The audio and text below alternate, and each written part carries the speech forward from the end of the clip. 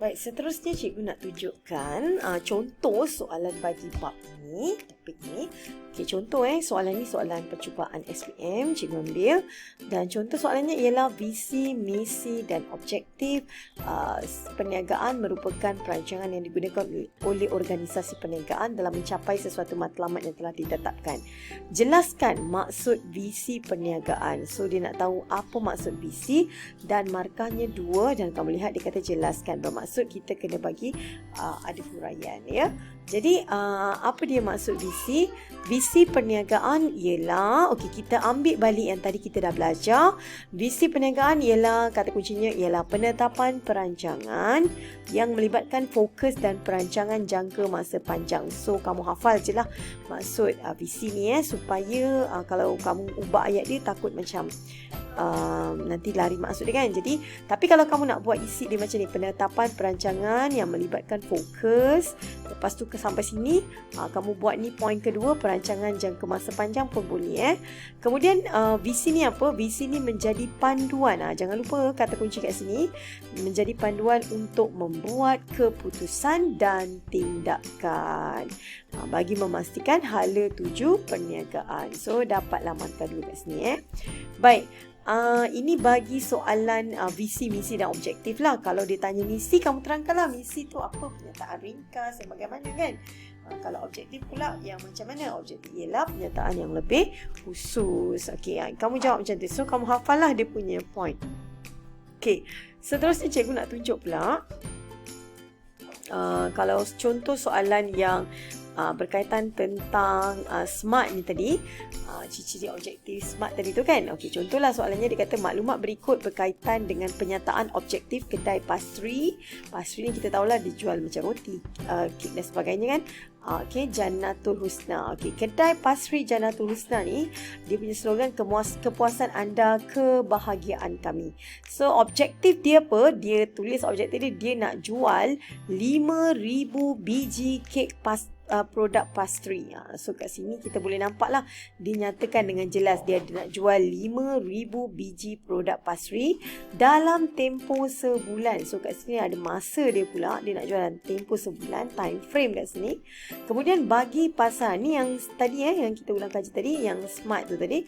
So biasa soalan macam ni dia akan bagi case macam ni lah. So dia suruh kita kenal pasti balik apa ciri yang ada dekat soalan ni Kemudian tadi kita cakap menjual 5,000 biji produk pastry dalam tempoh sebulan bagi pasaran tempatan, dan dia kalau boleh nak tingkatkan 10% sebulan dan dianggarkan meningkat sehingga 30% pada musim perayaan. Okey, kita keluarkan satu-satu. Huraikan ciri-ciri objektif kedai pastri Jannatul Husna. Dia nak 5 markah.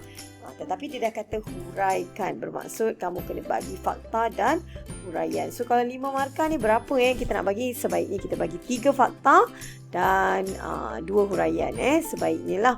Okey, 3 fakta dan 3 huraian lah. Okey, ataupun kalau kamu nak buat 2 fakta 3 huraian pun boleh. Okey, baik. Ciri yang pertama contohnya kamu letak dia spesifik. Okey, kamu letak ciri yang pertama, ciri jangan lupa kepala ayat ciri-ciri objektif kedai pastri Jannatul Husna. Kita tulislah kat sini Jannatul Husna. Tengoklah pada kedai apa nama tu tapi sebaiknya memang letak nama kedai. Kalau katalah kedai tu kedai Ali ke siapa ke, kamu letak nama orang tu, letak dekat dalam jawapan kamu Okey. Ciri yang pertama dia ialah spesifik. Apa tu spesifik? Objektif perniagaan dinyatakan secara khusus. Okey, lepas tu kamu ambil apa yang ada dalam kes untuk C, untuk contoh ni kan. Kalau kamu kata dinyatakan secara khusus, masukkan yang mana yang dinyatakan secara khusus. Macam tadi dia kata dia nak menjual 5,000 biji produk pastry. Contohnya kan. Okey, masukkan dalam tu. Kemudian F2, katalah kamu kata 5, F2 ni boleh diukur ataupun measurable. Dekat mana boleh diukur? Dia boleh diukur sama ada secara kuantitatif ataupun kualitatif. Ni maksud measurable ni kena hafal sikit kan. Maksud spesifik tu pun kena hafal sikit lah.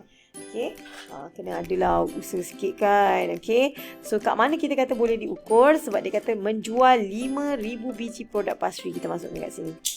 Okey, kemudian boleh dicapai. F3, boleh dicapai. Okey, boleh dicapai.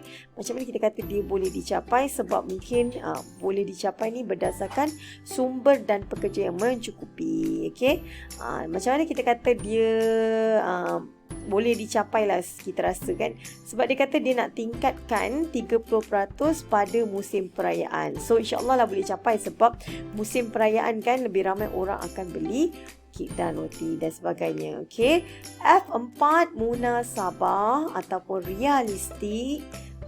Peluang yang tidak mustahil untuk dicapai.